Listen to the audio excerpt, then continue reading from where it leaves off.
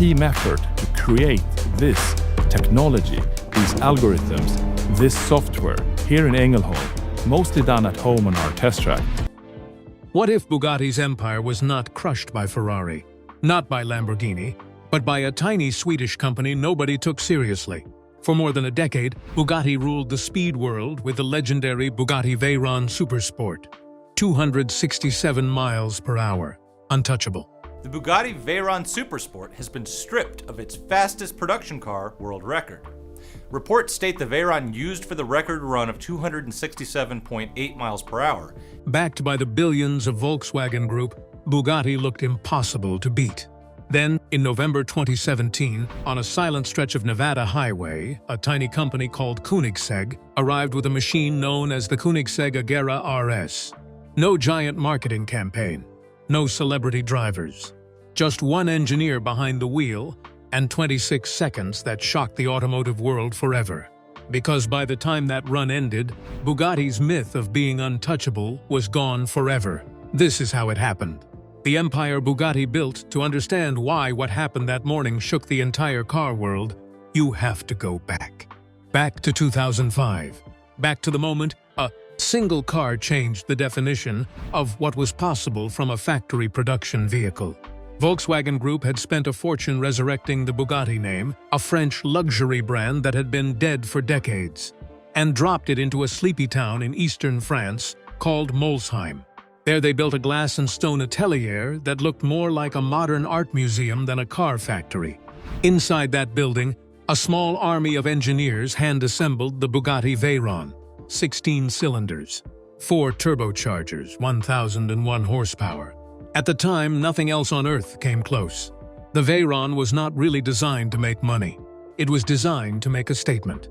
Volkswagen Group reportedly lost millions of euros on every car they built, and they did not care, because the Veyron was a halo. It was proof that the world's largest automaker could out-engineer Ferrari, out-build Lamborghini, and put Bugatti back on the throne where the marketing department insisted it belonged. The strategy worked. Magazines lost their minds. Television shows put the car on every cover. Is the fastest in the world. Bugatti engineers had to cap the top speed at 261 miles an hour. Top Gear's hosts climbed out of one and openly admitted they had never been so frightened by a road car in their lives. But the Volkswagen Group did not stop there. In 2010, they unleashed the Veyron Super Sport. The horsepower jumped to 1,200. The bodywork was sharper. The aerodynamics were re-engineered. And on the company's private high-speed test track at Erlesien, in Lower Saxony, Germany, a veteran test driver named Pierre-Henri Raffanel pointed the Super Sport down the longest straight in the automotive world. The number that came back was 267.856 miles per hour. The Guinness Book of World Records called it the world's fastest production car, verified, sealed, done. And from that moment on, Bugatti owned the title, owned it in a way that felt unshakable. The Veyron Super Sport became a kind of myth. Posters of it went up in bedrooms from Tokyo to Toronto. Children who could not yet drive memorized the number, 267. 267. Bugatti was no longer just a brand. It was a benchmark. Think about that for a second. A single number became a wall every other hypercar manufacturer on Earth could not climb. Lamborghini chased the Veyron with the Aventador and never came close. McLaren poured billions into hybrid technology with the P1, but never tried to top it on outright speed. Ferrari officially refused to enter the top speed race at all. The Italians simply walked away. SSC, the small American company that had briefly held the record before Bugatti, fell into silence. Hennessy in Texas made big claims about the Venom GT. Claims Guinness eventually refused to recognize. So by the middle of the 2010s, the picture was clear. Bugatti was untouchable. The Volkswagen Group machine, with its billions in research budgets, its German engineering depth, its French luxury heritage, had built something no startup, no boutique manufacturer, no tiny European workshop could ever beat. If you wanted to go faster than 267, you would need at least $1 billion, 2,000 engineers, and a private high-speed test loop the length of a small country. That conventional wisdom was about to be torn apart by a company nobody in America had ever heard of, and they were already moving. The Swedes nobody took seriously. Long before the world knew the name Koenigsegg, the entire idea sounded ridiculous. In the early 1990s, Sweden was known for practical cars like Volvo wagons and Saab sedans. Safe, reliable machines built for snowy roads and everyday families. Nobody looked at Sweden and imagined a world-beating hypercar company, except one person, a young man named Christian von Koenigsegg. At just 22 years old, he officially founded Koenigsegg in 1994. Please welcome CEO and founder of Christian Koenigsegg. Here I'm 22 years old. I had started my first company when I was 19. With almost no resources compared to the giants of the industry. No billion-dollar parent company, no giant engineering campus, no racing empire backing him. Just a dream to build the fastest and most advanced car on Earth. Most people thought it would fail before it even started, and honestly, it nearly did. In 2003, a devastating fire destroyed one of Koenigsegg's early facilities. For many small automotive startups, that would have been the end. Investors disappear, customers panic, employees leave. But instead of shutting down, Christian von Koenigsegg rebuilt the company from the ground up. Soon after, Swedish government allowed the company to move into a former fighter jet airbase in Ängelholm, Sweden. The location became legendary. Old military hangars that once housed fighter aircraft were transformed into workshops where engineers began building hypercars almost entirely by hand. Even today, the ghost symbol on Koenigsegg cars comes from the old Swedish Air Force squadron that once operated there. What made Koenigsegg different was not money, it was obsession. While companies like Bugatti had the resources of the massive Volkswagen Group behind them, Koenigsegg built almost everything in-house. Carbon fiber construction, suspension systems, aerodynamics, even lightweight wheels. The company engineered solutions itself, rather than relying on giant supplier networks. That independence became its greatest weapon. Then came the Koenigsegg Agera RS in 2015. On the surface, it looked elegant and controlled, but underneath was a monster. A twin turbocharged 5.0-liter V8 producing over 1,100 horsepower. Now we can go into the engine details here. We have a twin turbo V8 producing almost 1,400 horsepower on E85. Capable of acceleration that rivaled racing prototypes. Internally, Koenigsegg believed the car could do something impossible. Beat the legendary Bugatti Veyron Super Sport. But unlike Bugatti, Koenigsegg avoided massive marketing campaigns. There were no dramatic countdowns or giant press tours. Christian von Koenigsegg reportedly wanted the attempt to feel like pure engineering. Quiet, focused, almost scientific. While the hypercar world watched Bugatti dominate headlines, the small Swedish team kept refining the Agera RS in silence. By 2017, they believed they were ready. They had the car. They had the driver. And somewhere deep in the Nevada desert, they had found the road that would change automotive history forever. The secret runway to history after the record was announced. One question spread through the automotive world almost immediately. Why did Koenigsegg choose a lonely highway in Nevada instead of a famous racetrack? Why not the legendary Erlesian test facility in Germany, where Bugatti had set its own records? Why not Bonneville Salt Flats, the historic home of land speed racing?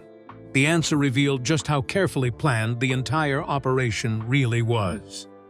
Erlesian belonged to the Volkswagen Group, the same giant corporation that owned Bugatti. There was almost no chance a small Swedish rival would ever be allowed to attempt a record there. Bonneville, while iconic, presented another problem. The salt surface is unpredictable at extreme speeds, especially for road cars running on street-legal tires. Koenigsegg needed something smoother, safer, and more controllable. So the team searched for another option and eventually focused on a public highway in southern Nevada. Route 160, stretching between Las Vegas and Pahrump. The road had a rare combination of qualities almost impossible to find elsewhere. Long, straight sections, smooth pavement, low traffic, and enough distance for a car to safely accelerate beyond 270 miles per hour and still slow down again. With cooperation from Nevada authorities, Koenigsegg secured permits to close an 11-mile stretch of the highway for several hours. Emergency crews and safety teams were positioned across the desert, turning an ordinary road into a temporary high-speed test facility. But the road itself was only part of the challenge. At speeds above 250 miles per hour, tires become one of the most dangerous components on the entire vehicle.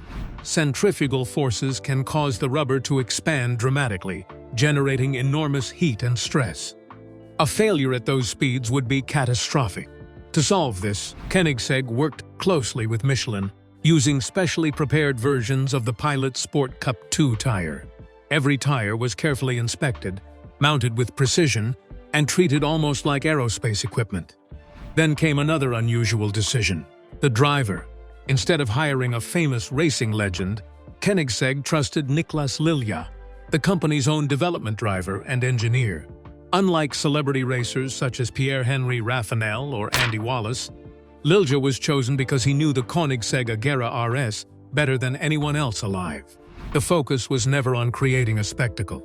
It was about proving what the machine itself could do. Perhaps the most remarkable part was how quiet the entire event remained. There were no giant media crews, no helicopters, and no worldwide live stream. Only a small group of engineers, local officials, and representatives from RaceLogic, the company responsible for verifying the speed data using professional V-Box GPS equipment. Koenigsegg wanted the world to hear about the record only after the numbers were confirmed. As sunrise spread across the Nevada desert that morning, the scene was almost surreal. A tiny Swedish company stood beside a single hypercar on an empty public road, preparing for a run that would permanently change automotive history. 26 seconds that changed everything.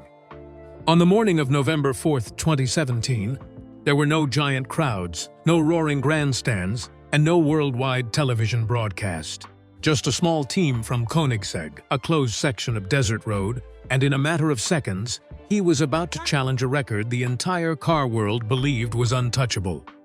Inside the car, the atmosphere was almost surreal. Engineers stood around telemetry screens in complete silence, watching every system of the vehicle in real time. The radio chatter faded. The desert wind swept across the asphalt, and then the launch began.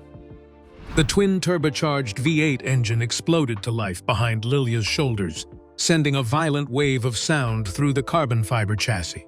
The Agera RS surged forward with astonishing force. 60 miles per hour arrived almost instantly. 100 came seconds later, then 150. The car did not build speed gradually like an ordinary supercar.